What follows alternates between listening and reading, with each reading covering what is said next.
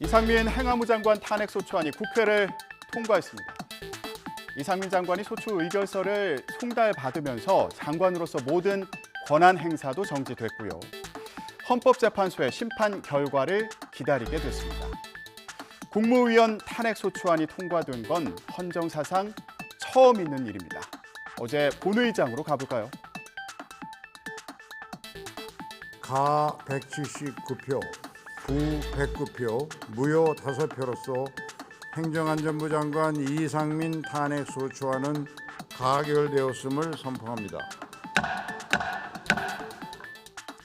재적의원 과반을 넘기면서 이상민 장관 탄핵 소추안은 국회 문턱을 넘었습니다. 국회의원 176명 명의로 탄핵안을 함께 발의한 야3당의 이탈표는 없었던 것으로 보입니다. 탄핵안이 가결된 뒤 민주당은 헌법재판소의 탄핵 인용을 촉구했습니다.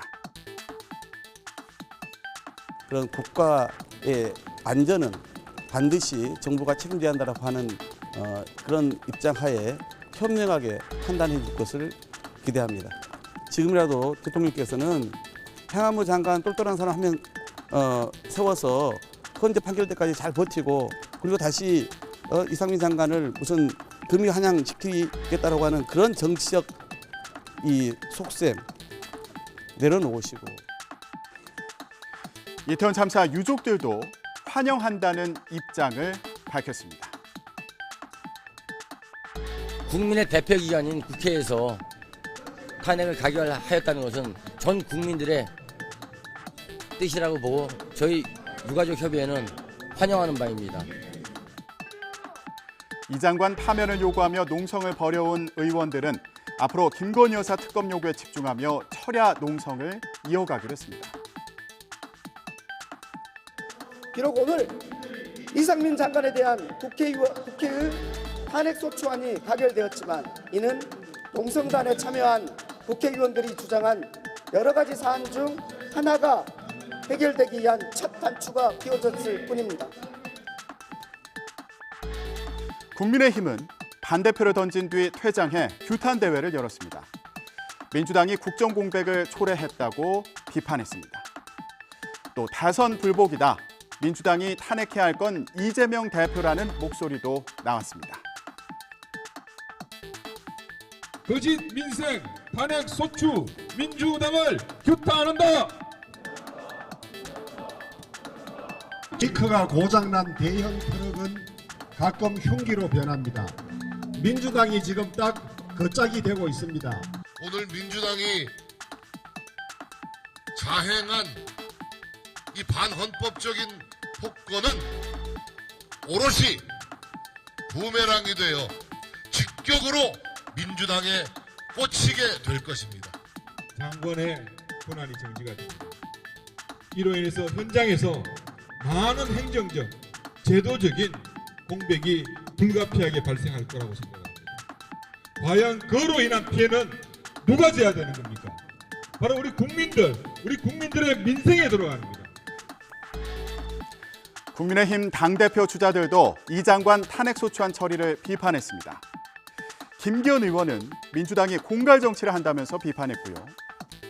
안철수 의원은 앞서 자신이 이 장관 자진 사퇴를 주장했던 건 정치적 책임을 져야 한다는 취지였을 뿐이라고 강조했습니다. 그런데 여기서도 후보 간의 신경전이 엿보였습니다. 민주당이 국정과제도 수행하지 못하게 하고 장관은 파면하고 해서 윤석열 정부를 마비시키려고 하는 목적이 있다고. 사퇴는 수습해야 되기 때문에 이상민 장관께서 사퇴를 잘 수습한 다음에 스스로 물러나시는 것이 좋겠다고 그렇게 말씀드린 바 있습니다.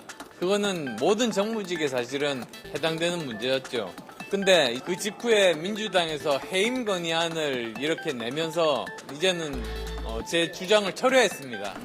안철수 후보가 이상민 장관의 사퇴를 요청했던 것은 정치적 책임을 져야 한다는 취지였다고 강조했는데요.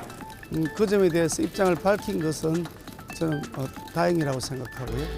다만 그와 같은 여러 가지 현안에 대한 논의를 할 때 우리 당내 의견들 잘 수렴해서 가시면 더 좋겠다는 걸 아쉬운 마음을 말씀드리고 싶습니다.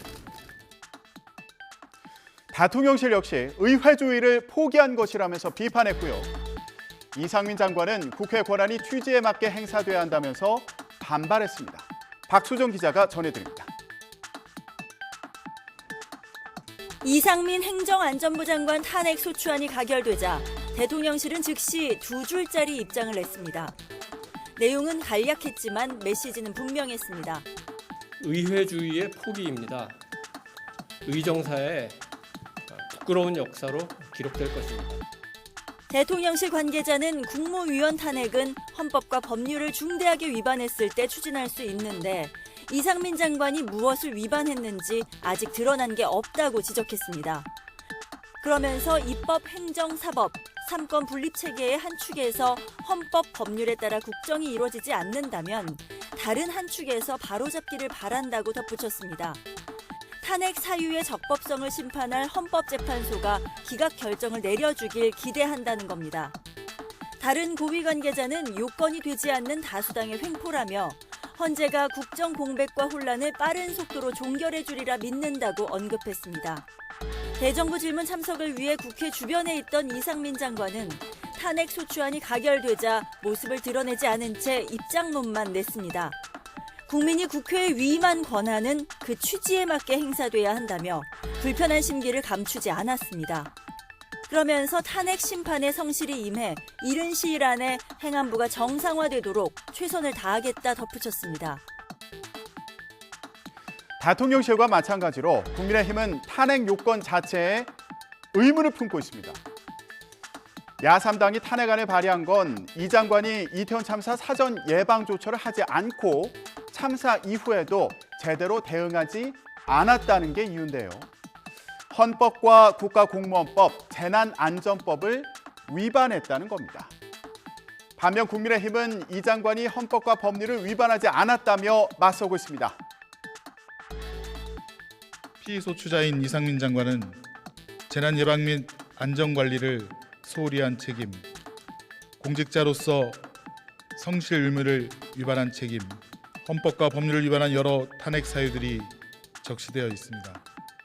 저는 유족의 뜻을 받들어 희생자 한 분 한 분 이름을 불러드리겠습니다. 김단희, 김도훈, 김동규, 김미정, 김보미 지켜드리지 못해 죄송합니다. 정말 미안합니다. 이상민 장관이 도대체 무슨 법을 위반했습니까? 경찰 수사 결과 직무상 위법이 확인되지 않았고 현재 검찰에서 경찰 수사 결과를 토대로 보강 수사를 계속 진행 중에 있습니다. 탄핵 심판 과정에서 국회 법사위원장이 검사 역할인 소추위원으로서 이 장관의 헌법과 법률 위반을 입증해야 하는데요.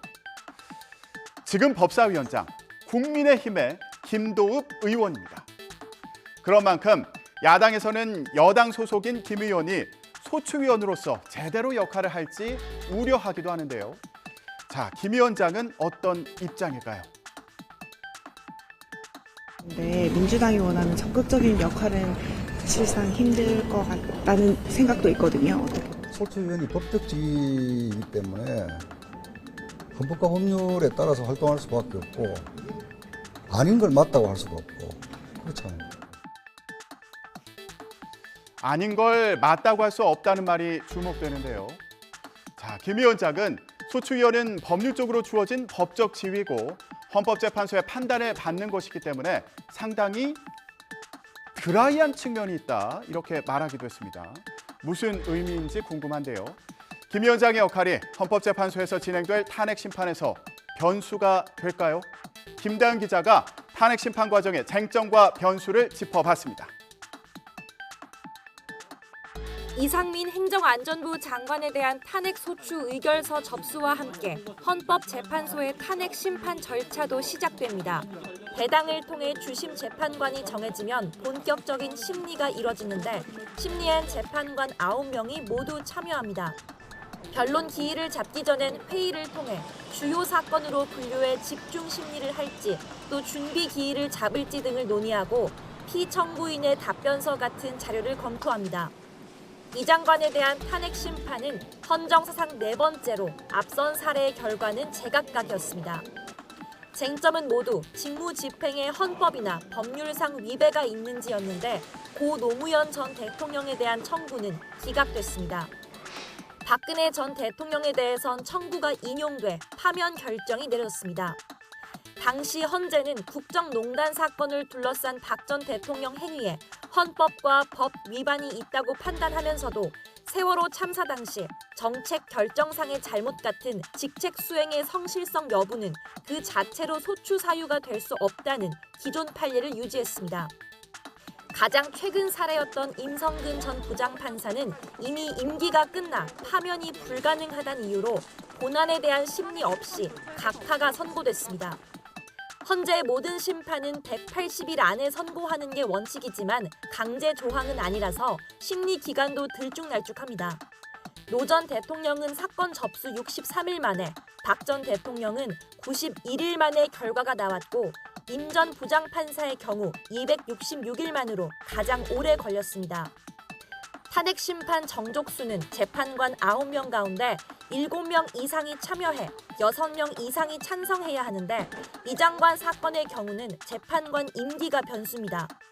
다음 달이면 이선의 재판관의 임기가, 2달 뒤면 이석태 재판관의 임기가 끝납니다. 헌재법상 7인 체제까지는 심리가 가능하므로 임기 만료를 고려하지 않고 심판 절차를 진행할 수도 있지만 후임 재판관이 오면 심리나 변론을 다시 하게 되는 번거로움이 있습니다.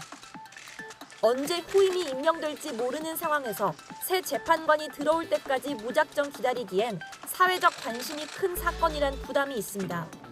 이번 탄핵 심판에선 여당인 김도우 법제사법위원장이 검사 역할을 해야 하는데 김 위원장이 이 장관을 상대로 제대로 된 신문을 할지도 변수가 될 전망입니다. 이상민 장관 탄핵안은 국회를 떠나 헌법재판소로 넘어갔습니다. 헌재에서 어떤 결과가 나오든 후폭풍이 상당할 텐데요. 그때까지 여야의 강대강 대치는 계속될 것으로 보입니다.